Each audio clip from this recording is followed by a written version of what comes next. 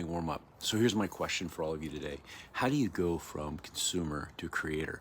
And you know, I thought about this on my morning walk this morning. I happened to pass by somebody's house and they had their garage open, and I noticed that it was just filled to the gills with stuff.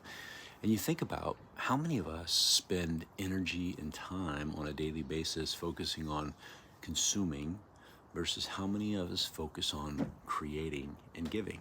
And there's some reasons for that. And I just want to talk about that. So one of the things that causes this is we have this need to always have like this dopamine hit of fuel. Think about when you buy something new, right? You buy something new and it gives you this feeling of, oh my gosh, this is great. I got something new. Think about, you buy a new vehicle and you like that vehicle for a while or you love it for a while, but pretty soon it just becomes normal.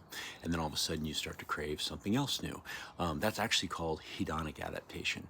And what that means is that we slowly adjust to what's around us, and then it just becomes normal again, and then we need that new thing. Well, what causes us to consume? How can we jump from being a consumer to being a creator? Well, there's a couple areas. One is there's an emotional void. Many times, the reason why people acquire so much stuff is they're trying to fill a void in their emotional world, and they haven't done self-work, right? There's something there that they're trying to just stuff goods and products into because they're trying to fill a void.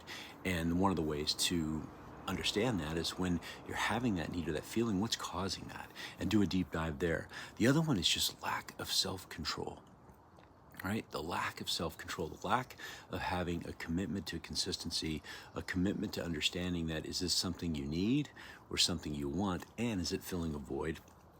And the other one is distraction, right? We have something that we don't want to deal with, so what's a way to distract? Go consume, go buy, go purchase. How many things do you have right now in your life that you basically don't need, right? Look at the number of storage units that exist in the United States. What are we storing in those things? Stuff we don't need, or things that we can't get rid of. How many of us just hang on to stuff and we can't get rid of it? Well, the reason why is because there's something we're not tapping into. We're not looking into ourselves and asking, what void are we trying to fill? Because if you're always consuming, it's very hard to create. If you're always getting, it's really hard to give. So my question for all of you today is, maybe you want to spend some time journaling, maybe you want to think about affirmations, maybe you want to think about simplifying your life. Right? How could you simplify your life? How could you really simplify things and just say, what do I need versus what do I want? And I'm guilty of it. I can look around my house, I can look around and say, you know what? Why do I need to buy this stuff? Why do I need to have this stuff? What am I trying to fill? What void is there? And what could I go seek out in terms of self-work to fill that space with a feeling of gratitude, a feeling of giving, a feeling of creating? Folks, go from consuming to creating. It's a much better space to be in. All right, everybody. Hey, make it a great day. Be awesome. Help somebody. I'll talk to you later.